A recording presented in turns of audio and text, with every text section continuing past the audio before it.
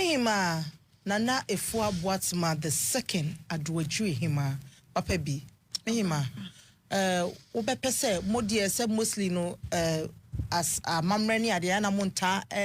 mon emphasize uncle Christo like as sorry there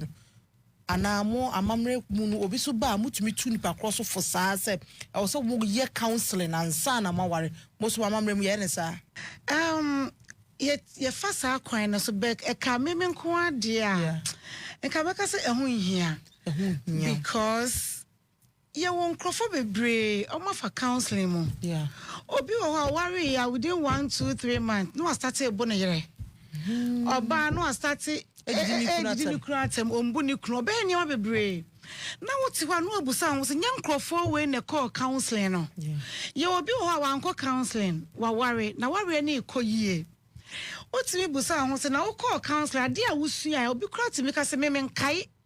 ade a mekosua sa wo na wo se yenko na me call ye mema ni bitimi eputu sa mama no so na wo se yenko counseling ana obusuafo na omse yanko counselor na sorry for a mempene ma yenware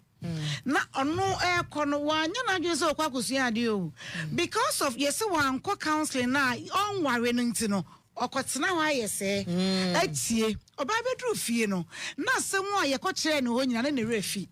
eti no se obefa sa de ne de na ho nya so bekoye sa counselor no ti me de to me ne eniema bi anase ensem bi e ba ye side a ye di ho a na otimi sa nipa we mo call counselor 6 months anso mo ko ware na se o fa sa o ha we mo fa sa we mo de na ho nya se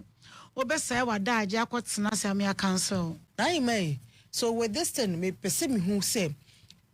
with different background you find a culture me ya santini me ya igbeni obi ye dagombeni e kwan be so san krofo tu e decide say ye be hia ye pese ye wale e kwan be so ye be fa say background how ye be dey I counselor man ye yes ye nyina ye bomako because ye fa say kremofo Muslims and Christians omunye together so on be penese ye nya ye kwakọ council wa sole and me nim the culture about the Muslim first also yes our premarital council which I know sincere there some of them cry worry bishop first no share kawa and no share but to see your day and time way how do you approach this thing me feel different we so dey different how do we merge and senkabom no na ese no make say ya suatra enka first na sa counseling ya ye ko asori asofo ye ne sa no kanka enka ntete nanka omonye ne sa yesi kobusa oba na se kohwe yare e wo fie ho okay na obi afa akire ebia me ba wabusua mu masom obi afa akire abebusa wabusua nim se yare bi wom ana awumawu ana bibi wom a ye kobusa ba ma kire me ba na kohwe dem ne matu ne fo se fie na wo kono ehonye entimenko ebia ukomu ase na ebeya wo a wo manyina edom be se ana ohia wo busuanim na watuba ne fo wonu abusuafo ana woni we no watokora ne fo na ebia watwe ne ho ekwan bia wo so fa so tu ne fo ma ne twe ne ho no na watwe ne ho ana kwa se bia me ya egbeni obi ya asantini ye beka se me de mempene ma me ba igbeni nkoware asantini na bia me ba no so pa igbeni no enti be frɛ wo ba no na woni na kasa wa frɛ mpanifo aka ho wenye osofo asem enye ayi asem o frɛ mpanifo wo fie na woni omo nkasa ekwaya igbefo fa so ye o ma de se ne ye no enti wo asantini wo pefufuo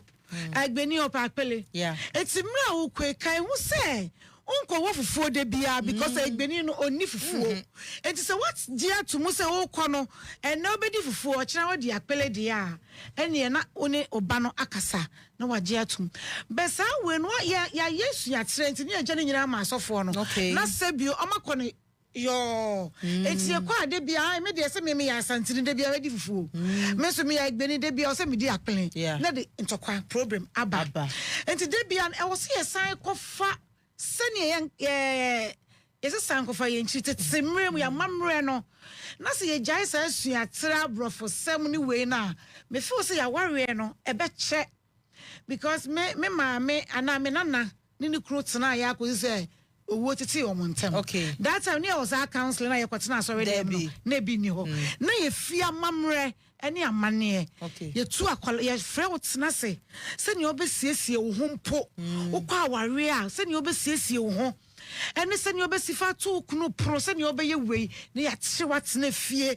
na nimpenifo ne ya kire wo ene ye se ye mpe ye pa asofo de eno na ye kwa ne ya san aba echi no because omo nkire ye amamre ne amane ne ye